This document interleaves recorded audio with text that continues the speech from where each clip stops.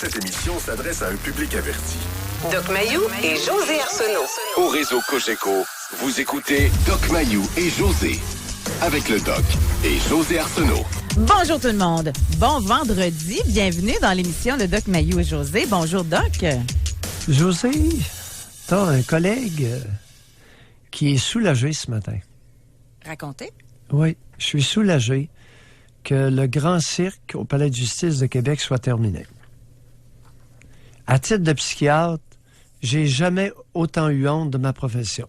Ah oui, à ce point-là. Ça a culminé hier par un élément inacceptable et gênant pour ma profession que j'aime beaucoup.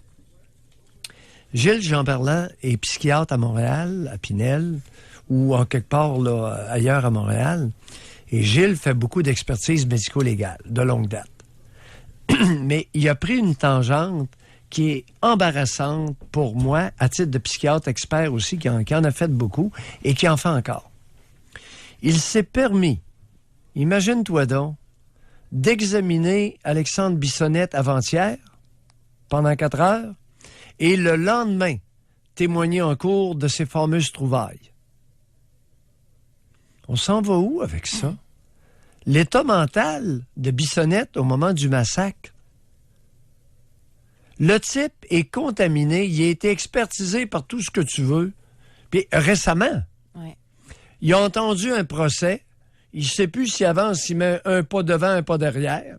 Il est probablement mêlé à l'os. Et là, on s'amuse à l'expertiser.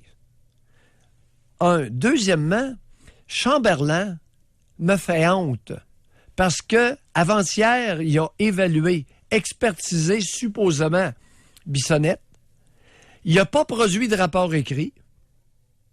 Il n'a pas soumis ça à ses collègues psychiatres qui ont témoigné avant lui et qui auraient peut-être eu des commentaires sur l'opinion de Chamberlain. Lui a commenté sur l'opinion des deux autres, mais les deux autres n'avaient pas son rapport. C'est une honte pour la profession. Je suis gêné et ce matin, je déclare Gilles Chamberlain, psychiatre de Montréal, le cow-boy de la psychiatrie québécoise. Il s'était permis de témoigner sur Rocco Magnotta sans jamais l'avoir rencontré. Il n'en est pas à sa première. Fin. C'est vraiment spécial, sérieusement. Hein, comme Je façon de n'accepte faire. pas ça. C'est embarrassant, c'est gênant. C'est une honte québécoise pour la profession psychiatrique. C'est un déshonneur. Moi, la seule chose en tant Oui. que Alors, femme j'écoute. qui ne comprend pas nécessairement la procédure et etc., moi, je suis certaine qu'il peut y avoir une différence entre hier et au lendemain de l'attentat. Tu sais, dans l'expertise là qu'il y a à faire sur... Tout est là. José, tout est là. Comment ça se fait que Gilles Chamberlain n'a pas été appelé par la couronne le lendemain de l'attentat et le lendemain du téléphone 911 aux policiers C'est ça. de Bissonnette? J'appelle, venez me chercher, je sais plus quoi faire. Je m'en vais dans le bois, je m'en vais me tirer une balle dans la tête. Venez me chercher, je sais plus quoi faire.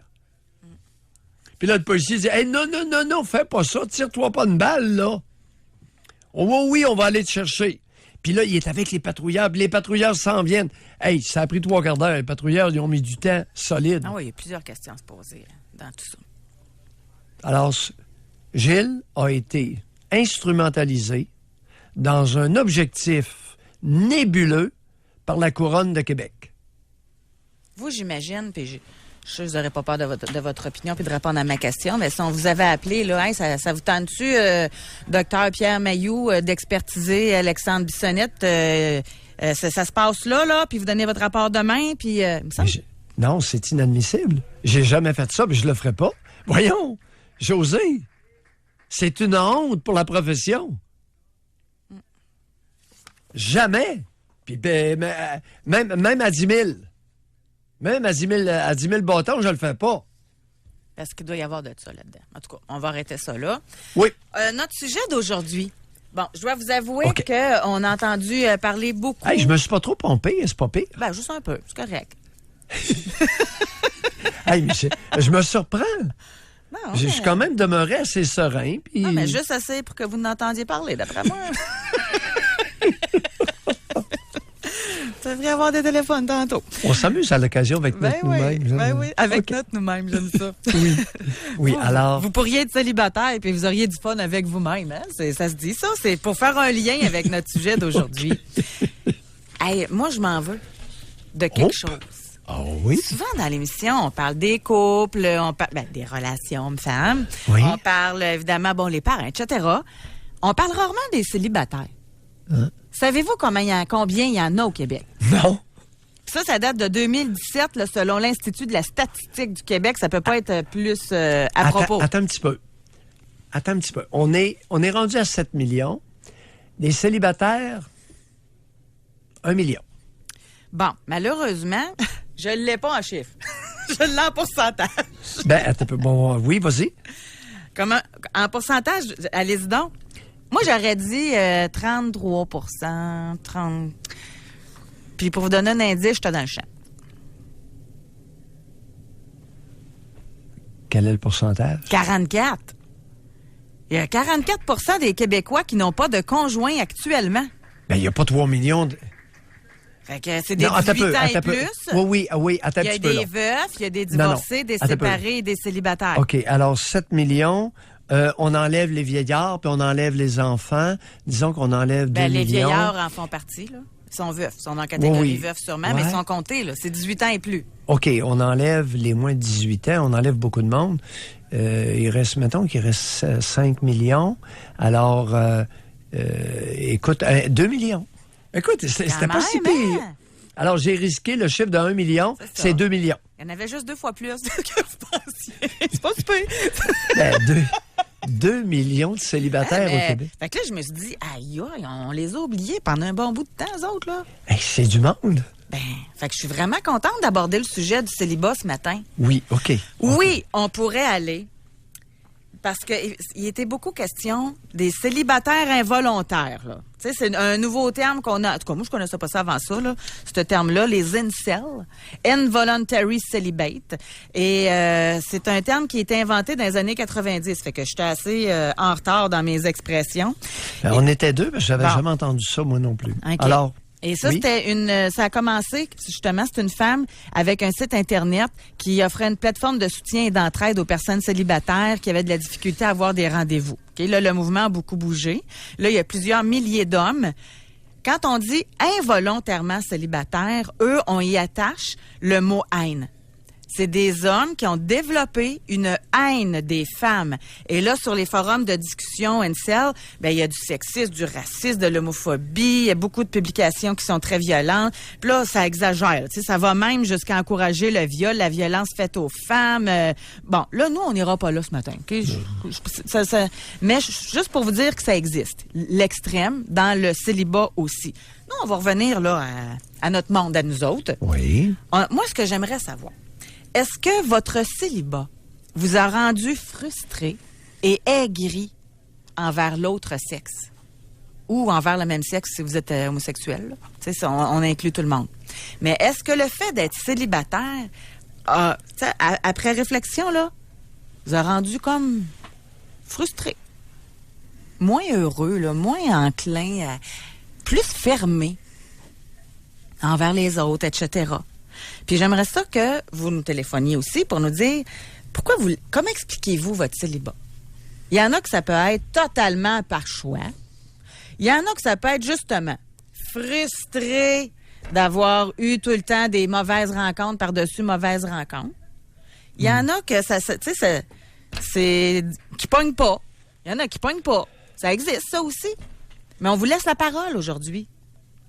Et on va bien choisir nos termes, mais on n'aura pas le choix d'aborder la frustration sexuelle. Parce que ça en fait partie, là. Et il y a aussi l'autre aspect, quand on parle de célibat, moi, je trouve qu'il y a beaucoup de mépris envers les célibataires. C'est comme si, dans notre société actuelle, il fallait être en couple pour être normal. Moi, je l'ai été pendant des bonnes périodes de vie célibataire. Puis moi, j'étais hyper heureuse en passant. Tu sais, moi, je voyageais tout seul, je faisais des sorties totalement heureuse, là, et épanouie. Parce que moi, je voulais pas être avec n'importe qui. Fait que j'attendais d'être avec la bonne personne, quitte à être tout seul. Et le mépris qu'on ressent, c'est dans les petites questions. Mais voyons, comment ça, toi, t'as pas de chum? Puis là, tu sens, elle doit avoir de quoi pas correct, là. Elle doit être folle. Elle doit être dure à vivre. Elle doit être ci, elle doit être ça. C'est pas normal, là. Ah oui. Tu sais, il y a du mépris dans... Surtout entre femmes. C'est comme si ça se pouvait pas être bien célibataire. Hein? C'est spécial, hein? Et elles ont leur raison. Les femmes méprisantes envers d'autres femmes, elles ont leur raison. Par exemple, ce qui se produit souvent, tu as deux femmes qui sont amies et les deux ont une relation intime avec un homme. À un moment donné, une des deux, pour des raisons X, n'a plus de vie intime avec un homme. Et là, vois-tu pas que l'ami a peur que sa meilleure amie flirte avec son compagnon? Non. Oui. Pour voir, ça arrive de toute façon. Ça arrive jamais, ça, que le gars part avec la meilleure amie de la fille. Voyons donc. Mais sans partir avec, il peut... non, ça, juste à côtoyer il peut sur place. Il peut s'insérer dans l'intimité de cette dernière. Oh, que j'aime ça, votre nouvelle façon de parler. Je viens de la pondre, celle-là. Prenez des notes. Calepin, il y en a qui prennent vos citations en notes et ils vont voir une évolution au fil des années. Donc, on va arrêter. OK, on va aller à la pause. Oui. Et au retour, j'aimerais vraiment ça, vous entendre. Et un comme l'autre, expliquez-nous votre choix d'être célibataire. Ceux qui le sont par choix, là. Pourquoi? Et ceux qui pognent pas, appelez donc. Pourquoi vous pensez que vous pognez pas? Qu'est-ce qui vous empêche de pogner? Et aujourd'hui, évidemment, ce qui serait intéressant, c'est de parler avec des frustrés. Là, vous en avez votre quota. Là, vous êtes rendu frustré d'être seul. Là. Alors, on va discuter de tout ça ensemble. Et comme question Spring, on y va-tu carrément là-dessus? Êtes-vous frustré comme célibataire? Si vous êtes frustré, c'est oui. Si ça va super bien, vous êtes bien, vous seriez capable d'être 6 mois encore tout seul, ça vous dérangerait pas, là? Ben, vous marquez non. Puis, bien répondre, homme, femme. Bien sûr. Votre âge. Votre âge. Exactement. Homme, femme, votre âge, oui ou non. Puis là, si vous répondez oui, c'est que vous êtes frustré. OK, c'est clair, là? Alors, vous allez texter au 25226. Êtes-vous frustré d'être célibataire? Oui, non, votre âge, votre genre. Pour rejoindre l'équipe du FM 93, composez le 670-9330. Jusqu'à 11h, au réseau Cogeco. Doc Mayou et José. Et José Arsenault. Avec le Doc et José Arsenault. Je vais vous lire un courriel avant d'aller Oui. au téléphone. Avec plaisir. C'est en fait ce courriel-là aussi qui m'a inspiré le choix du sujet. Puis on va revenir juste rapidement là, parce que l'homme fait un lien avec le mouvement Incel.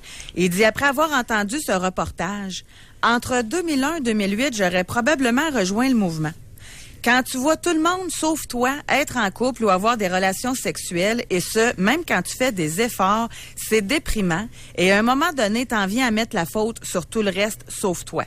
Maintenant que c'est réglé, j'en ris un peu, mais pendant le dry spell, c'est long en crise. Puis c'est des fois juste avec des gens qui pensent comme toi que tu te sens bien, et c'est ainsi que commence la radicalisation. Une chance que je me suis pas ramassée avec des gens comme ça. Fait que ça explique la frustration, là. Tu sais, comment ça arrive, comment c'est... Bon. Maintenant, mauvaise nouvelle pour les incels ce matin.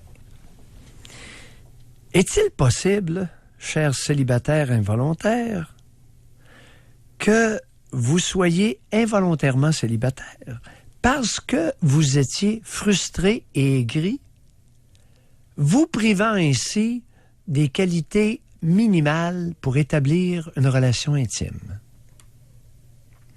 Est-ce qu'il est possible que vous ne soyez pas frustré et aigri à cause de votre célibat involontaire, mais bien que votre aigreur et vos frustrations vous aient conduit au célibat involontaire. Fait que vous pensez que ça se reflète, ça, puis que l'autre sexe peut le sentir? Ben, voyons. Il y a une chose qui se camoufle très mal. Après 1 heure d'échange, c'est son aigreur et ses frustrations refoulées. Bon, là, on a une piste pour poser la question aux gens, là. Hommes ou femmes qui sont célibataires depuis plus qu'1 an, mais qui aimeraient ça. On parle pas de ceux qui le sont par décision personnelle, là. Là, on parle de ceux qui aimeraient être en couple puis qui sont célibataires. Ça pourrait être intéressant de commenter sur ce que dit Doc Mayou. Ça se peut-tu que... Là, c'est l'œuf ou la poule, là. Sais-tu que vous pognez pas parce que vous êtes aigri déjà? Ou que vous êtes aigri parce que vous pognez pas? Fait que ça serait intéressant. Vous pouvez réserver votre circuit téléphonique pour répondre à cette question-là. Mais j'aime ça, de revenir en arrière, d'essayer de comprendre. L'intimité sexuelle d'un homme avec une femme aigrie est une aventure qu'il se rappellera longtemps. Ah oui, ça donne quoi au lit, une femme aigrie? Tout en faisant attention à nos propos. Ça donne des commentaires à pic, bref, disgracieux et démobilisants. OK. Le contraire d'épanoui et de plaisir. Pour ceux qui n'ont pas compris la signification du mot démobilisant, je référais à la réaction sexuelle masculine. Être démobilisé dans sa réaction sexuelle. Vous avez bien fait de le dire, je ne l'avais pas compris. Faites tellement attention qu'on ne comprend plus rien, là. OK. Bon. Alors, les jeunes oreilles ont été préservées. OK, oui. Même les plus vieilles ne comprenaient pas. C'est drôle, on va en rire. Hein. On va aller au téléphone, Doc Mayou. Oui. On va parler avec Marie-Hélène de Québec. Bonjour, Marie-Hélène. Oui, bonjour. Marie-Hélène. Oui, on vous écoute.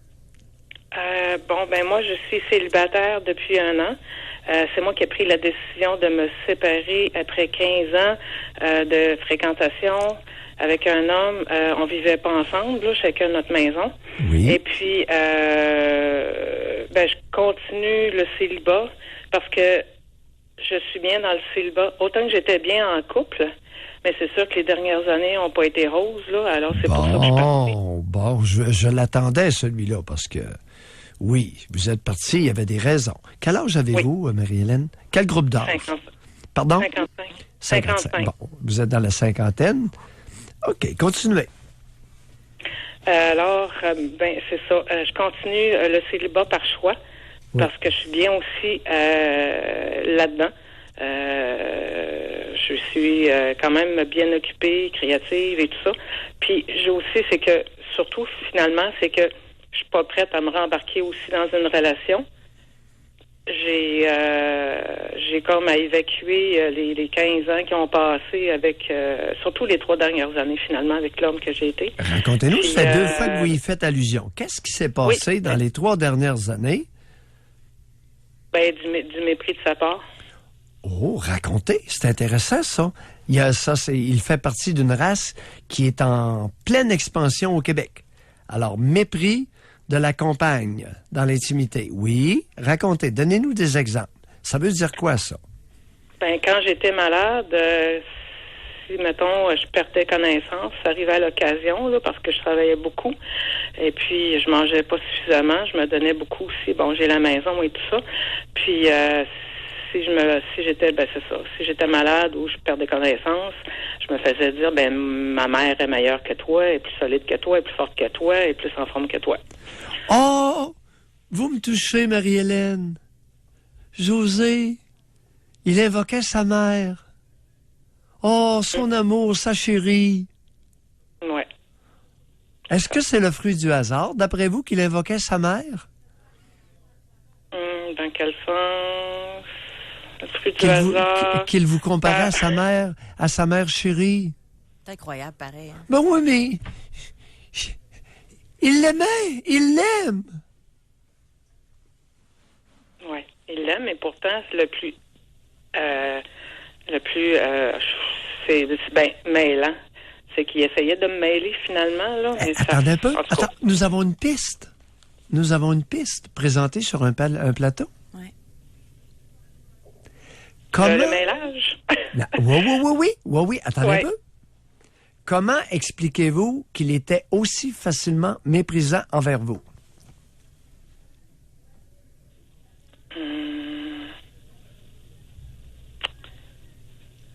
Pourquoi qu'il était si facilement? Oui, il vous l'a servi sur un plateau, l'explication.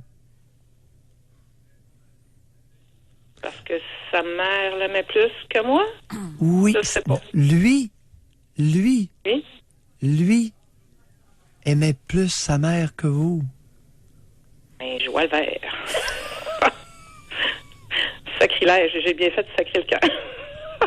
Oui. Ouais. Bon, fait que vous merveilleux. pouvez recommencer à groser, là. C'est réglé le problème. Mais Ah, ben non.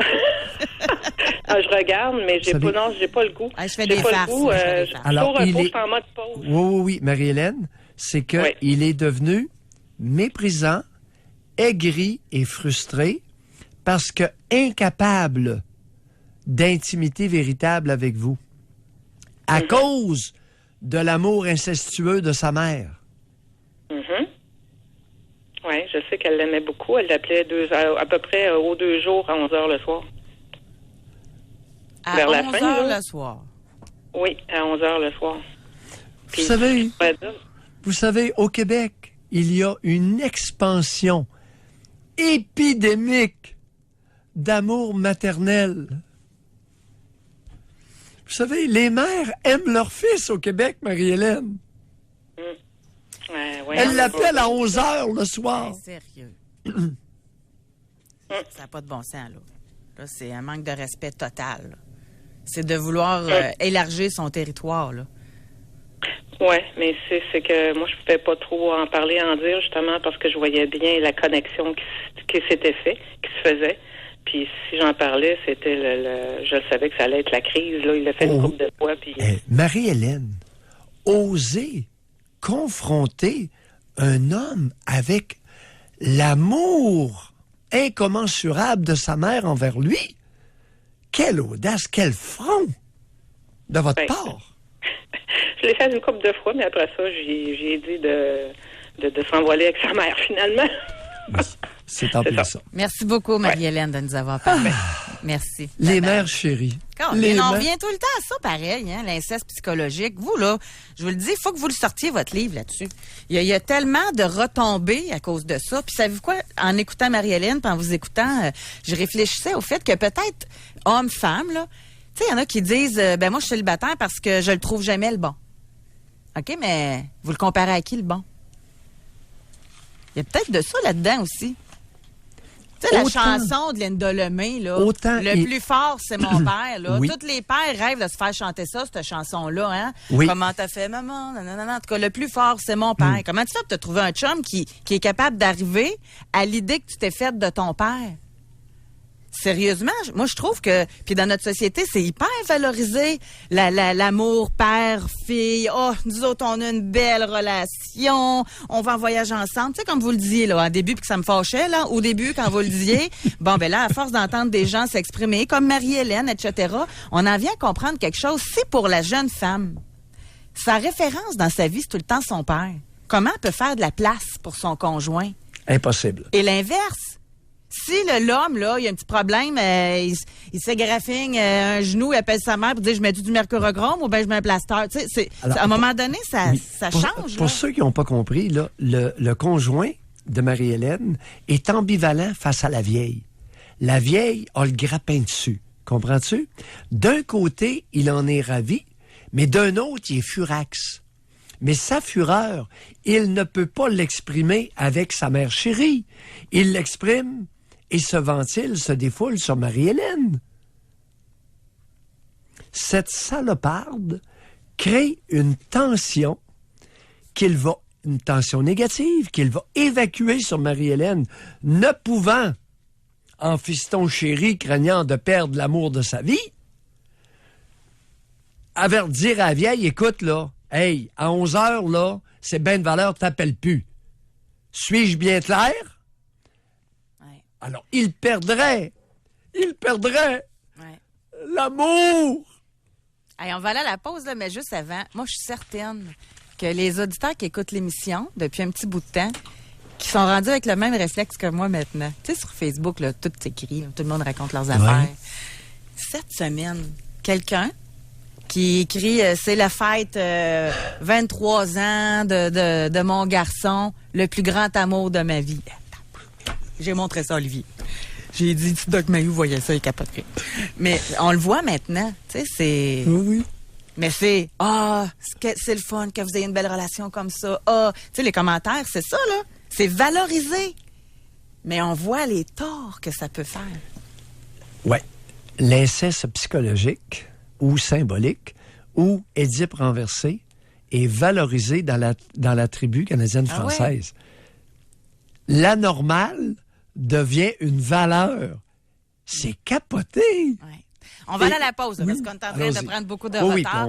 Et on va être discipliné aujourd'hui. Alors, réservez votre circuit téléphonique. Est-ce que votre célibat vous a rendu aigri, frustré, suspicieux? Qu'est-ce qui vous empêche d'entrer en relation avec quelqu'un d'autre? Avez-vous des craintes, des peurs? Je vais en énumérer tantôt parce que ça commence à répondre là, sur le texto. Alors, réservez votre circuit téléphonique et continuez de répondre par texto au 25226. Est-ce que vous êtes frustré d'être célibataire? Si c'est oui, vous écrivez H pour un homme, F pour une femme, votre âge, oui. Puis si vous ne l'êtes pas, ben vous écrivez non. Pour rejoindre l'équipe du FM 93, composez le 670-9330.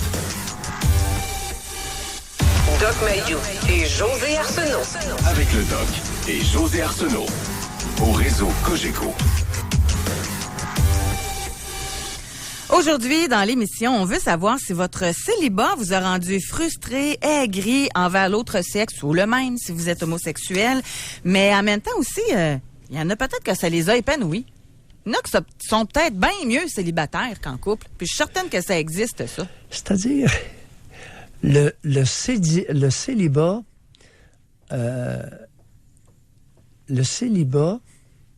vécu dans une relation conjugale peut effectivement être plus dommageable que le célibat vécu sans conjoint. Alors, pour ceux qui n'ont pas compris... Ça veut quoi? Je suis totalement d'accord avec vous. Pour ceux qui n'ont pas compris, là, il y a beaucoup de personnes au Québec, il y a beaucoup d'adultes qui vivent ensemble et qui sont colocataires, qui vivent en colocation, et ça peut être plus dommageable pour certains à moyen terme que de vivre célibataire sans coloc. Moi, je l'ai toujours dit. Sans coloc. Moi, je suis certaine que c'est plus frustrant ne pas avoir de sexualité quand tu es en couple que de ne pas avoir de sexualité quand tu es célibataire. Bon, ça, c'est une des raisons. Ça peut être une bonne. Maintenant, ceci étant dit, il y a des individus qui vivent ensemble, qui n'ont pas d'intimité sexuelle, et ça vous regarde. Ils peuvent être bien. Alors là, ce matin, là, on est dans la nuance. Mais je me demande jusqu'à quel point... En passant, vous autres, on peut vous parler, hein? Vous faites partie des célibataires. Oui. Ceux qui sont en vie commune, mais qui sont colocs, là. T'sais, chacun leur chambre, il se passe absolument rien d'intimité. Des amis, quoi. On peut vous parler. Vous pouvez même réserver votre circuit téléphonique pour nous le dire. Mais ma question, ça doit être difficile. Pas nécessairement. Non, attendez, je savais même pas ce que je veux dire. Excuse-moi. C'est que ça doit être difficile que les deux, en même temps, ça fasse leur affaire. C'est relativement fréquent. Ça peut... Oui. J'en ai vu... j'ai vu plusieurs... Oui. Que les deux en même temps, là? Oui. Que ce soit une décision commune et que les deux soient bien. Alors, il y a... Mais Doc Mayou, attendez un peu, là. Oui. Le monsieur, il a peut-être envie d'avoir des relations sexuelles en dehors. Pas nécessairement. Les deux en même temps, pas de libido, on fait chambre à part, puis on continue comme ça, on est bien chéris. De plus en plus, lorsque les êtres humains vieillissent, il y a toutes sortes de configurations. 70 ans et plus. 70 ans et plus. On dit ça de même, parce qu'à 30 ans, ça doit être assez rare, là. 50 et plus. 50. Je vais avoir 47 au mois d'août. Je me verrais pas, moi, dans 3 ans, être rendu là, dans ma vie, là. Oui, mais ceux auxquels ça convient, il n'y a pas de problème. Je ne veux pas vous faire sentir anormal si votre relation, sans intimité sexuelle, vous convient. Non, l'important est d'être heureux, on s'entend. Mais c'est juste que je me dis, En tout cas, j'ai de la difficulté, moi, avec la probabilité que les deux, en même temps, ça leur convienne. Oh, oui, ça existe. Oui, ça existe, puis ça peut bien aller pendant plusieurs mettons, années. la madame, là, elle a une grosse maladie. Ben, elle peut plus, là. Elle peut plus bouger, là. Bon, ben, on va le comprendre. Mais le monsieur, même s'il dit, ben oui, mon amour, je le comprends, il peut avoir des petites frustrations quand même, là. Des petits manques. Oui. Oui, tout ça existe. Bon. Sur texto. Oui. Est-ce que vous êtes frustré d'être célibataire, là? Oui. Bon. Premièrement, en passant jusqu'à maintenant, il y a une grosse majorité de non. OK, que les gens ne sont pas frustrés d'être célibataires. Alors, tant mieux. Appelez-nous aussi, vous aussi, là. Appelez-nous pour nous l'expliquer. Qu'est-ce que ça vous amène comme épanouissement, comme ce temps-là de célibat? Pourquoi vous le choisissez? Est-ce que vous le prévoyez pour du long terme ou bien juste une petite passe? Alors, vous pouvez réserver votre circuit téléphonique, mais c'est arrivé à 3 reprises de la part de femmes qu'elles désirent être célibataires parce qu'elles ont peur d'être trompées dans une nouvelle relation.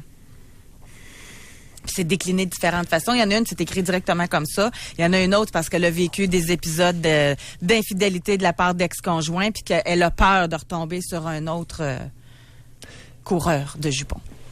Au lieu de la peur d'être trompé, j'aimerais vous suggérer une question. Est-ce qu'il est possible que vous ayez peur de l'intimité et que vous utilisiez les supposées tromperies pour vous protéger, pour ne pas vous introspecter quant à votre incapacité d'entrer en relation intime? Même celles qui ont connu des mauvaises expériences. On part de l'autre. C'est la faute de l'autre si j'ai peur? Non, c'est peut-être pas. L'autre est peut-être un prétexte à un problème qui remonte derrière vous. Et là, il se pourrait, madame, qu'on aille gratouiller du côté de papa chéri. Encore? Ben, écoute, il est jamais loin. Mais en quoi la peur d'être trompé? On va le développer parce qu'il y en a plusieurs là, qui l'ont écrit. Fait qu'en quoi la peur d'être trompé, on ramène ça au père? Mais oui. Aidez-moi là, à le réfléchir. C'est que elle a peut-être été trompée, entre guillemets, parce qu'elle n'était pas capable d'intimité suffisante avec un homme, puis l'homme, il s'est tanné, puis il est allé se mettre ailleurs. Bon. Ça, c'est un petit peu moins enrobé, ça. Oui. Il est allé s'épivarder. Parfait. On continue. Ailleurs. Alors, pourquoi a-t-elle été aussi froide et incapable d'intimité véritable? Parce que elle a un lien particulier avec un homme extraordinaire. Ça va jusque-là. Auquel elle pense à tous les jours, et particulièrement dans le lit lors d'un rapprochement. Ben là, je pense pas. Là, vous allez jusque-là. Ben oui. Elle pense, les femmes très, très proches de leur père peuvent même penser à lui au lit. Non, mais elle y pense. Ben oui, écoute. Mais pas sexuellement. Genre, faut pas que j'oublie d'appeler mon père. Faut pas que j'oublie de... Non. Ben, il a appelé hier. Et là, il y avait de la peine. Alors arrive le moment d'intimité avec le conjoint. Là, dans sa tête, elle est en train de penser à la peine que son papa chéri a partagée avec elle hier. La peine. Ça marche, la peine, là? Oh, tu sais que ma santé, puis là, il se plaint. Ça marche, José. Oh. Ça marche. Fait que cette proximité-là peut même avoir des répercussions sur l'épanouissement sexuel de la femme. Alors, mesdames, vous ne pouvez pas vivre l'intimité avec un homme tout en gardant la proximité avec papa chéri. Impossible, incompatible, inconciliable. On y en a-tu d'autres? Non. Je pense qu'on a compris. On va là au téléphone à Montréal. On a Stéphane qui a 26 ans. Bonjour, Stéphane. Bonjour, ça va bien? Stéphane. On vous écoute. Vous êtes célibataire, Stéphane. Oui, puis je vous dirais que c'est par choix. Oui? Votre recherchiste m'a demandé pourquoi. Je pourrais pas vraiment mettre le doigt dessus. C'est peut-être mon métier. Je suis camionneur, donc je suis pas souvent à la maison. Prétexte. Moi, j'en connais plein de camionneurs, moi, qui ont des blancs. Mais tu sais, j'ai pas de... Je dis pas que je n'ai pas de relation avec des femmes intimes. Bon, mais parlez-nous je de suis ça. pas en couple. Parlez-nous de ça. Comment vous Ben, débrouillez?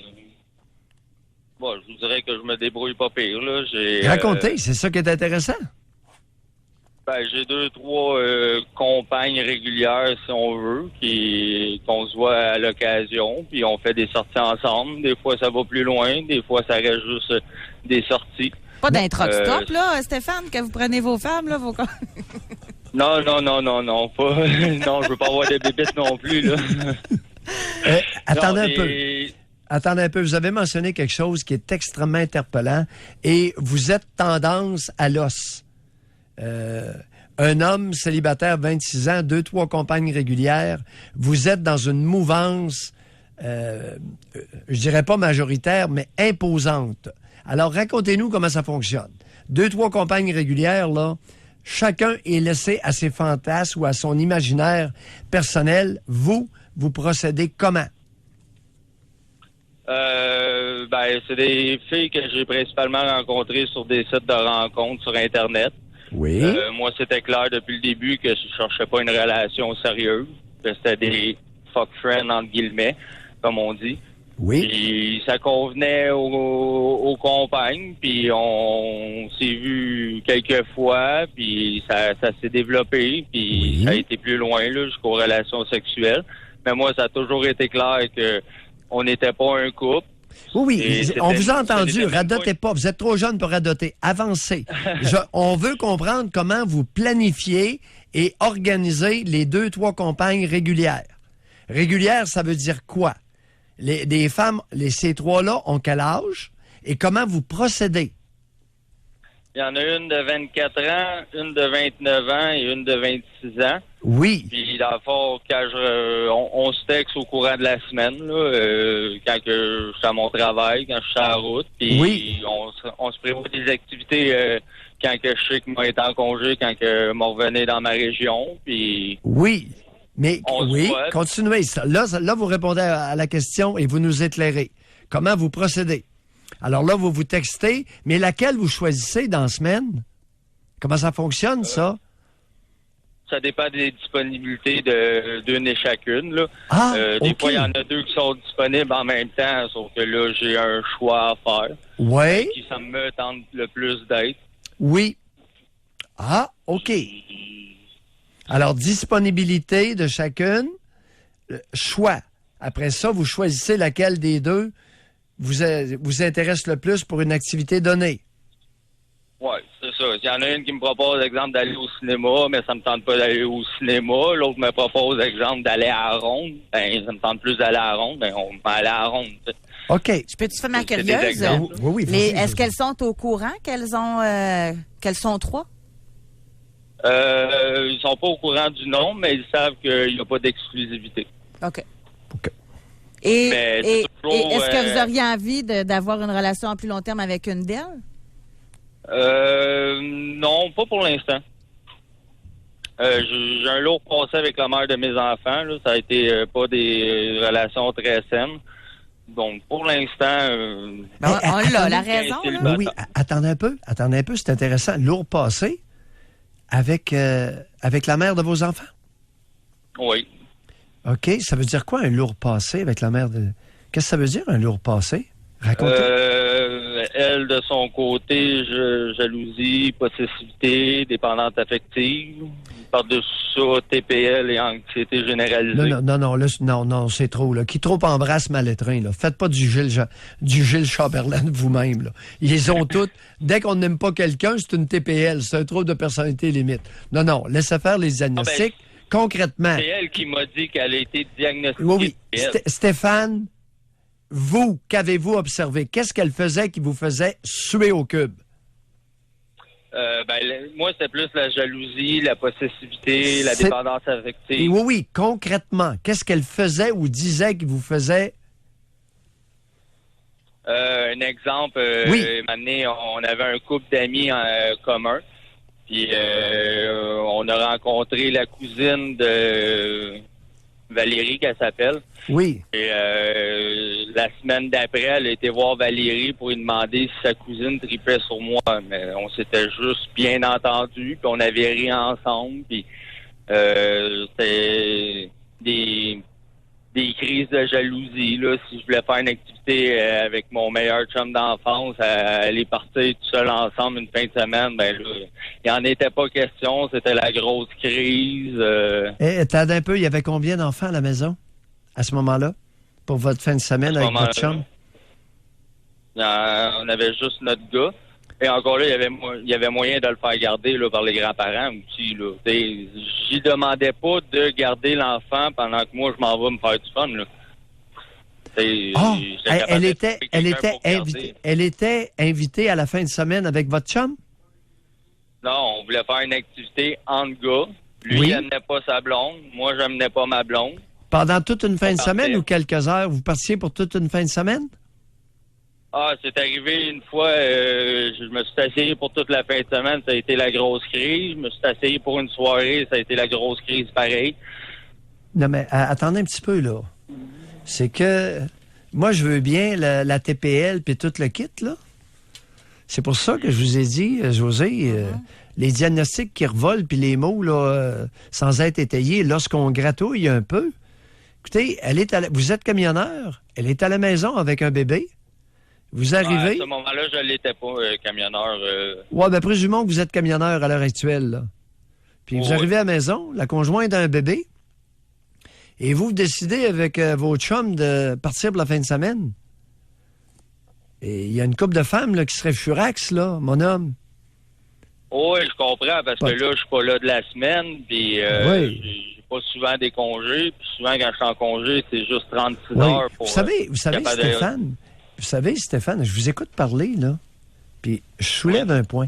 Est-ce qu'il est possible que pour les 10 prochaines années, la formule que vous avez développée de 2-3 compagnes régulières, vous sied très bien, soit très compatible avec vous, et que vous auriez avantage à continuer ainsi pendant au moins une décennie?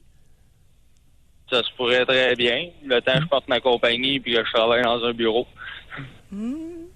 Puis même après, mon Stéphane, j'aime beaucoup votre formule. 2-3 compagnes régulières, on se texte dans la semaine, on s'ajuste. Ouh! Stéphane, belle formule. Merci beaucoup de votre appel, Stéphane. On comprend que c'est une formule pour Stéphane. C'est pas une formule qui va bien pour tout le monde nécessairement, mais là, pour lui, on l'a compris. De plus en plus, le modèle à la Stéphane va être prévalent au Québec. Alors, il y a une tendance lourde de ce côté-là. On va à la pause. Réservez votre circuit téléphonique. Pourquoi êtes-vous célibataire? Expliquez-nous ça. Pour rejoindre l'équipe du FM 93, composez le 670-9330. Doc Mayou et José Arsenault. Avec le Doc et José Arsenault. Au réseau Cogeco. Doc Mayou, on a Maxime de Granby à qui on va aller parler. Je vais le faire patienter quelques minutes parce qu'on a eu des réactions suite à 2 commentaires que j'ai faits. Le premier, c'est concernant un message que j'ai vu sur Facebook d'une femme qui disait c'est l'amour de ma vie en parlant de son fils qui avait 23 ans puis que tout le monde trouvait ça bien normal puis avec la belle relation, c'est ça. Mais là, il y a un auditeur qui m'a fait parvenir un message d'un de ses collègues. Oui. Là, je vais me forcer pour changer les noms pour ne pas que personne ne reconnaisse personne, mais l'important, c'est que vous entendiez ça, OK? Ça commence. Ça fait déjà 4 ans que j'ai la femme de ma vie à mes côtés. J'aurais jamais pensé pouvoir aimer quelqu'un autant. Et l'amour que j'ai pour toi ne fait que grandir à tous les jours. Tu es une petite fille magnifique, remplie d'amour, un cœur sur 2 pattes. Je t'aime tellement, choisissez votre nom, d'amour. Et je suis tellement chanceux d'être le père d'une petite fille aussi incroyable. Je ne pourrais pas être plus fier de toi. Bonne fête, mon amour. Fait que c'est une future pas épanouie sexuellement, si on comprend bien. Alors, c'est le plus bel exemple de relation édipienne de la part d'un adulte envers son enfant de sexe opposé. Probablement qu'à 4 ans, la petite fille doit être belle comme un cœur est très colleuse envers son père. Début de sexualité oblige. Très amoureuse. Mon papa chéri, je veux te marier. Puis des histoires comme ça. À 4 ans, c'est le début d'un attrait édipien de l'enfant envers le parent de sexe opposé. Ici, le parent répond par un amour incommensurable envers sa chérie qui s'intéresse à lui. Et ça va continuer pendant très longtemps. Ce n'est que le début, José. Tu as lu ce qui est le prélude à un sentiment amoureux d'un père envers sa fille, qui va exclure à peu près tous les hommes, parce qu'aucun ne pourra l'aimer autant que cet être extraordinaire qu'est son géniteur. On les voit passer quand même de plus en plus. Là. C'est incroyable. Ça pullule. Ouais. Ça pullule. Avec la cause de ça, c'est la cause de cette épidémie est en lien direct avec les familles qui ont fondu comme neige au soleil en termes de nombre d'enfants. Et tantôt aussi, rapidement, là, parce que je me fais chicaner en passant actuellement parce qu'on a pris trop de retard. Fait qu'on va être obligé de faire une pause puis prendre le temps de revenir avec Maxime. Là. Mais rapidement, tu sais, tantôt, quand je disais, ça doit être dur de trouver les mêmes personnes qui font chambre à part, qui sont comme colocs, là, et qui sont épanouies en même temps. Bien, il y en a une, elle dit, moi, ça fait plus de 10 ans qu'on ne dort plus ensemble. J'ai 60 ans et je trouve ça dur de ne pas avoir d'affection, de dormir dans les bras d'un homme. Fait que c'est sûr, ça doit pas être évident, là. Oui, tout ça existe, madame. Oui. On est bien conscient, mais je voulais simplement dire qu'il y a des personnes qui sont aussi épanouies dans cette configuration relationnelle. C'est bien dit, hein? Tabarouette, que tu parlais bien. Faut le réfléchir. On va à la pause. Je m'écoute, puis on va m'impressionne. décanter tout ça, là. Pour rejoindre l'équipe du FM 93, composez le 670-9330. Doc Mayou et José. Avec Doc Mayou et José Arsenault. Au réseau Cogeco. Est-ce que votre célibat vous rend aigri, frustré? Comment vous l'expliquez, votre célibat? On va parler avec Maxime qui nous appelle de Granby. Bonjour, Maxime. Bonjour. Moi, Maxime. mon célibat me rend aigri et frustré. Oui. J'ai 27 ans et j'habite encore chez ma mère. Puis, parce que j'ai un trouble d'anxiété, comme plein de monde, comme on peut s'en rendre compte, qui est assez sévère, que j'ai de la misère à fonctionner sur une base régulière. Puis, j'ai pas reçu beaucoup d'aide, je trouve, adéquate par rapport à ça. Fait que je trouve ça dur d'entrer en relation avec quelqu'un, tu sais, quand que j'ai de la misère à aller prendre une marche ou des fois faire l'épicerie. C'est un peu nerveux, là. Non, Maxime, vous faites ça comme un grand... Non, je sais. Vous faites ça comme un grand 27 ans. Excusez, ça a coupé un petit peu. J'ai dit, vous faites ça comme un grand 27 ans. Ouais, mais je me sens pas vraiment comme 27 ans, par contre, souvent... Pourquoi vous pensez que je viens de dire un grand 27 ans? Ouais. Ouais, j'ai vraiment l'impression de pas être un grand, là, mais je sais que j'ai les capacités, par contre, tu sais. Mais j'ai tout le temps l'impression qu'il y a cette espèce de nuage-là qui vient comme tout autour de moi, là, pour... on dirait que ça m'invalide un peu, tu sais. Puis des fois, je me demande, tu sais, ce trouble-là, est-ce qu'il est comme parti d'un autre trouble ou bien c'est juste, entre guillemets, de l'anxiété? Ça me tracasse tout le temps aussi. Maxime, avez-vous discuté... Vous vivez avec votre mère. Avez-vous discuté de votre problématique avec votre mère? Ah oui, certainement être au courant, là, parce que moi, tous les jours, je pense que je vais mourir, puis ça y est, aujourd'hui, elle est comme pas mal épuisée, là, honnêtement, de ça après des années, là. Sauf que c'est pas facile non plus pour elle. Elle est épuisée? Je pense qu'elle est pas équipée pour ça non plus. Oui, elle est épuisée?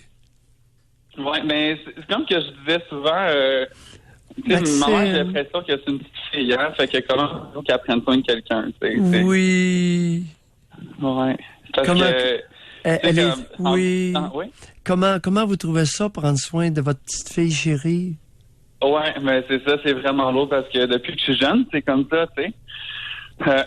Maxime, oui? vous avez pas écouté. Vous parlez. Comment que je trouve ça? je trouve ça vraiment lourd. Non, attendez. C'était quoi ma question? Comment que je trouvais ça, prendre soin de ma petite fille? De votre petite fille, le mot magique? Ouais. Chérie. Ma petite fille chérie. Ah, je l'avais pas... Gardons ça. Mais oui, comment vous trouvez ça de prendre soin de votre... Parce que vous nous avez dit que votre mère, c'est une petite fille. Bon, on est d'accord là-dessus. Mais moi, je vous pose la question. Comment vous trouvez ça, prendre soin de votre petite fille chérie? Juste en l'entendant, là, ça me fait super comme bizarre en dedans. Là. C'est quasiment troublant en ajoutant le chéri à la fin. Là. Mais ouais, je trouve ça super lourd. Là. Non, attendez. Vous allez trop vite. Qu'est-ce que vous venez de dire concernant chéri? Vous trouvez ça troublant en ajoutant le mot chéri? Racontez. Ouais. Racontez. Ben ça me fait juste penser à quand ma mère m'a élevé, parce que mon père était pas souvent là, puis il était pas vraiment gentil non plus, il était super méchant. Mais elle me disait souvent, tu sais, dans la vie, tu peux faire ce que tu veux, mais il faut toujours que tu aimes ta maman. Puis, nous, on s'aime, on a tellement de belles relations, puis on a tellement de belles complicités. Puis ça a duré quand même longtemps, tu sais. Fait que quand j'ai réalisé que c'était pas vrai, là, ça a fait comme un coup, on se dirait. Qu'est-ce qui est pas comme vrai? une délusion. Qu'est-ce qui est pas vrai? Excusez. Qu'on a une super belle relation puis qu'on s'aime beaucoup. Là. Peut-être qu'elle m'aime bien, là, mais moi, j'ai pas un grand sentiment réciproque d'amour. Là. Mais est-ce que c'est vrai de sa part? Est-ce qu'elle vous aime? J'imagine, mais c'est parce que des fois, j'ai l'impression que elle, puis d'autres aussi, je sais pas comment expliquer, c'est comme si c'est tellement impensable de pas aimer son enfant qu'il faut qu'il l'aime, tu sais, peu importe ce qui arrive, puis on dirait que c'est faux. Puis ça me l'a tellement dit souvent, puis je me suis tellement senti étouffée par ces je t'aime-là, puis toutes ces marques d'affection-là qui étaient vraiment trop. Elle vous répète outrancièrement je t'aime. Mais c'est une mère extraordinaire, c'est une mère moderne. Tous les psychologues, les femmes psychologues recommandent ces effusions, ces effluves d'amour, mère-fils. Ouais.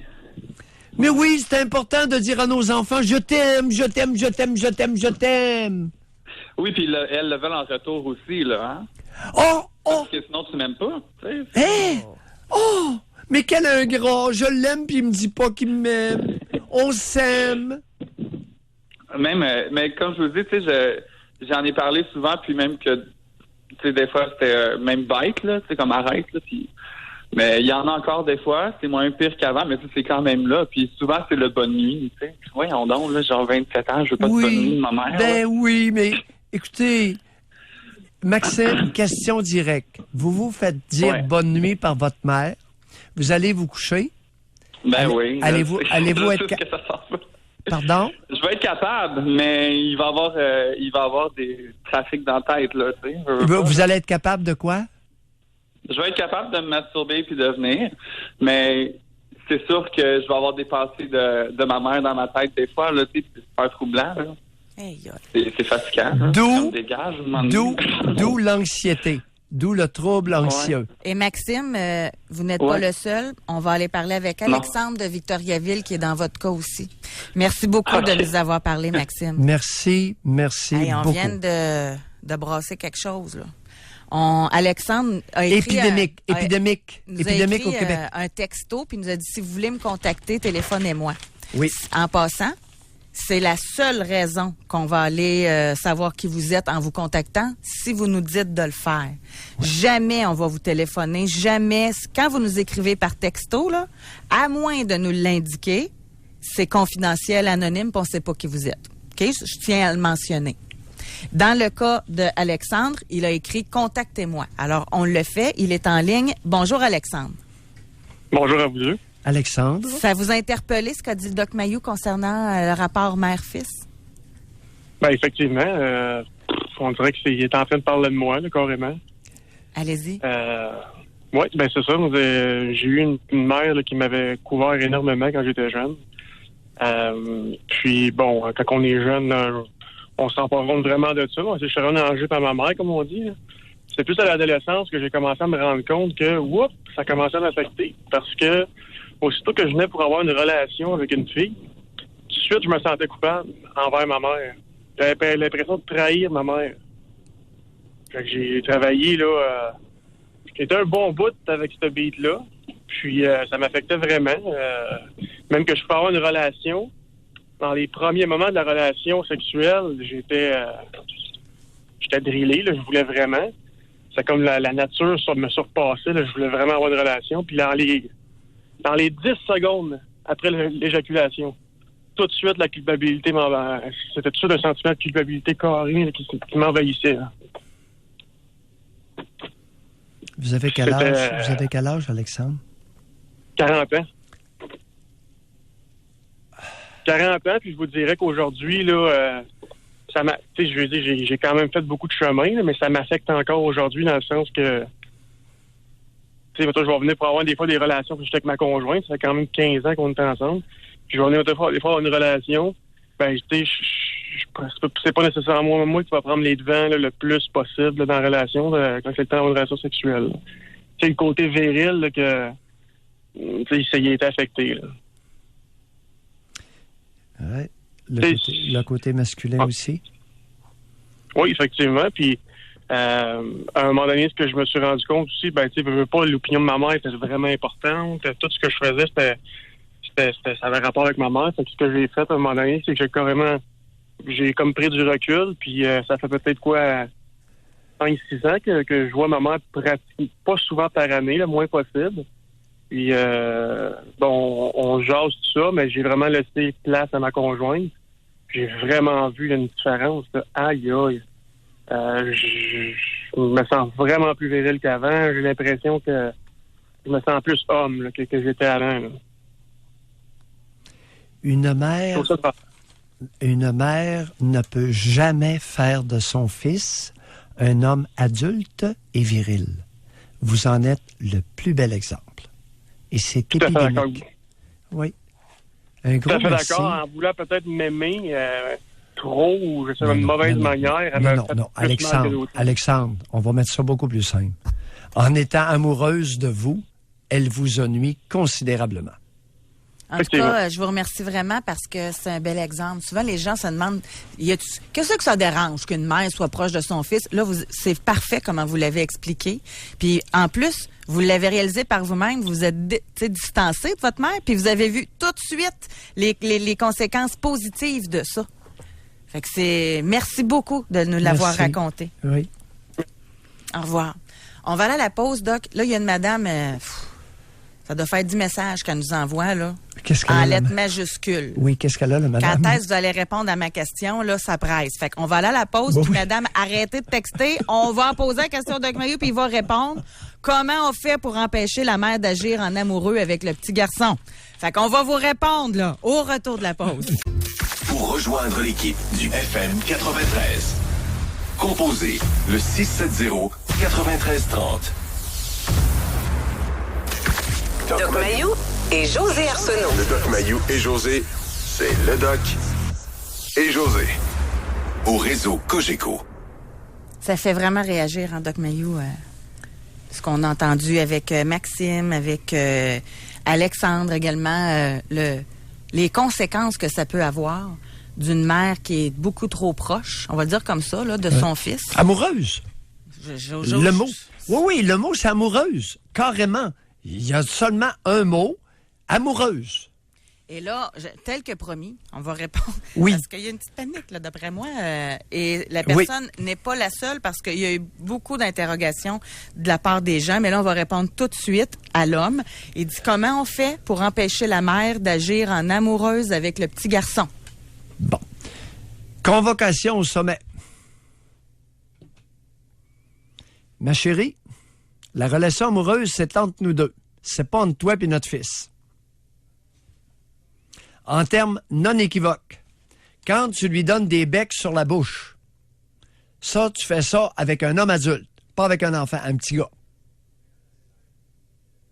Quand tu lui fais des déclarations d'amour, comme celle que tu as lues tout à l'heure, et ce que je dis là est aussi vrai pour père-fille. Alors, convocation au sommet. confrontation, terme non équivoque. On bouchonne la relation amoureuse parent-enfant. Bouchonner, ça veut dire mettre le bouchon. Pouf! Solide. Maintenant, il faut être prêt à payer le prix. Parce que l'amoureux de sa fille puis l'amoureuse de son fils, ils vont être furax, dans une fureur, lorsque confrontés. Ça va être laid. Préparez-vous à ça. Préparez-vous possiblement à une séparation. Ce qu'on va faire, là, on va vous donner une munition, en passant. Olivier, le moment du jour d'aujourd'hui, sur notre page Facebook, le Doc Mayou et José, ça va être Alexandre. Fait que tous ceux qui veulent amener le sujet à la maison, là, ben vous faites jouer ça. Viens, mon amour, on va écouter de quoi ensemble sur ordinateur. Fait que là, vous allez entendre l'appel d'Alexandre qu'on a eu aujourd'hui. Il ne peut pas être plus clair sur comment il s'est senti, sur les conséquences et sur, à partir du moment qu'il s'est distancié de sa mère, comment que sa vie a pris du sens. Fait que, mon amour, là, elle va peut-être vouloir garder une relation à long terme avec son fils. Bon. Fait que ça veut le faire. Elle va comprendre comment, là. Oui. Alors, les déclarations de « je t'aime » avec l'enfant de sexe opposé, il n'y a pas un enfant qui a besoin de ça. Tous les enfants ont besoin de se sentir pas dans une relation amoureuse, dans une relation affectueuse. Puis l'affection, ça n'a pas nécessairement à être mis en mots. Bon, là, ça a à être démontré. On a une problématique. Ils sont séparés. Ils viennent de nous répondre. Oui, oui. Comment on fait ça quand on n'est pas en couple avec la même mère? chose. C'est une lettre. Tu sais, la sieste l'après-midi avec le fils qui est rendu à 11 ans et demi dans le lit de la mère qui est d'une beauté statuesque, ça ne se fait pas. C'est de l'inceste. Séparé ou pas, vous écrivez une lettre. Si vous êtes séparés, vous écrivez une lettre. Et vous mettez le bouchon solide sur la relation amoureuse de l'adulte envers l'enfant de sexe opposé. On a une... Je t'ai branlée, moi, de tout ça.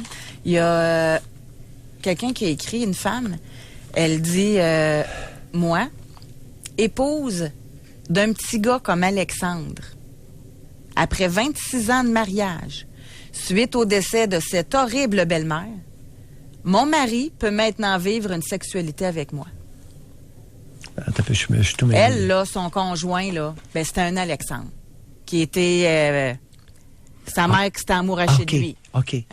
Oui. Puis après 26 ans, la mère de son conjoint est décédée. Oui. Fait que lui, il s'est retrouvé libéré. Okay. Et là, il peut maintenant vivre une sexualité avec son conjoint. OK. Là, je comprends. Puis elle dit, moi, je suis troublée maintenant dans ma compétence sexuelle à cause de cette horrible belle-mère. Fait que la femme qui nous a écrit, elle a fait 1 + 1 = 2, elle a compris bien des choses, là. Oui. C'est pas anodin, là. Puis là, il y en a qui sont tout mêlés, hein. Là, elle dit, il y a quelqu'un qui a écrit, elle est où la limite si on dit à nos garçons qu'on les aime, on le trouble, puis si on leur dit pas assez, on le tréboussit, je comprends plus, là. Non, madame, ça peut vous rassurer. Votre déclaration amoureuse, gardez-la pour votre conjoint ou un homme qui vous excite sexuellement. D'accord? Il n'y a pas un fils qui a besoin d'une déclaration des « je t'aime » de la part de sa mère. Vos « je t'aime », gardez-les donc pour votre fille. Vous allez voir que, premièrement, ça va être moins excitant pour vous, puis ça va avoir beaucoup moins d'impact négatif sur votre fille. Mais votre garçon, il n'a pas besoin de votre déclaration d'amour. Ça répond à la question de quelqu'un qui dit à quel âge on arrête de leur dire « je t'aime » avec 8 points d'interrogation. Il n'y a pas besoin de ça. Un garçon n'a pas besoin d'une déclaration amoureuse de sa mère. Il n'y en a pas un au Québec qui a besoin de ça. Pouvez-vous les garder pour un homme adulte, vos « je t'aime » ? Essayez de vous épivarder avec un homme adulte. Conjoint ou pas, je m'en fous. Un homme adulte. Un grand. Avec pilosité, caractéristiques sexuelles secondaires et le kit. Moi, je me rappelle même là, d'avoir entendu quelqu'un me dire après une thérapie qu'il fallait qu'elle aille voir son père puis qu'elle dise « je t'aime ». Ça faisait partie de la thérapie. Il y a des je comprends le monde d'être mêlé. Là. Gros pourcentage de psychologues continuent à maintenir des attitudes malsaines, contre-productives dans notre nation. Eh boy. OK, là, j'ai le temps pour un dernier texto. Ma demi-sœur a pris sa douche avec son fils jusqu'à l'âge de 11 ans. Et elle est d'une beauté déroutante. Aujourd'hui, il a presque 18 ans et n'a aucune masculinité, pauvre lui. Je lui ai dit plusieurs fois que ce n'était pas dans l'intérêt de son fils, mais il nous répondait en nous envoyant paître. J'ai changé le mot pour que ce soit plus beau. Fait que c'est ça. On n'a pas fini de faire des émissions, Doc Mayou. Et pour terminer, notre question Spring. En tant que célibataire, est-ce que vous êtes frustré? On a 20% qui ont répondu oui. Alors, c'est à peu près... c'est ça. Oh! 20% oui. Le célibat a la vogue. Je t'avais parlé tout à l'heure d'une tendance lourde. Alors, la tendance actuelle, est-ce qu'on a une différence d'âge de décennie? C'est à peu près aucune différence selon l'âge. Ah, oui. Alors, c'est une tendance lourde, chers amis. La tendance est vers le célibat et différentes configurations relationnelles. À l'instar, par exemple, de Stéphane, un exemple étant Stéphane, il va y avoir de plus en plus toutes sortes de modèles de façon d'entrer en relation intime. Et la tendance lourde est dans ce sens-là. Ouais. En 10 secondes, rapidement, là, quelqu'un qui veut des conseils, elle a 22 ans, dans un triangle amoureux entre son conjoint et la mère de son conjoint. Qu'est-ce qu'elle fait? Ouh, elle plie bagage. Bye bye. Le retrait préventif. Et nous aussi, nous allons le faire. Nous retirer jusqu'à lundi. Exactement. Pour mieux revenir. revenir. Merci beaucoup, Jackie. Merci beaucoup également à Olivier. Et le meilleur moment de la semaine va être sur la page Facebook Le Doc Mayou et José avec Alexandre. Bye tout le monde. Bon week-end. À lundi. Mayou et José. Soyez là lundi, 9h30, pour une autre édition du Doc Mayou et José. Au réseau Cogeco.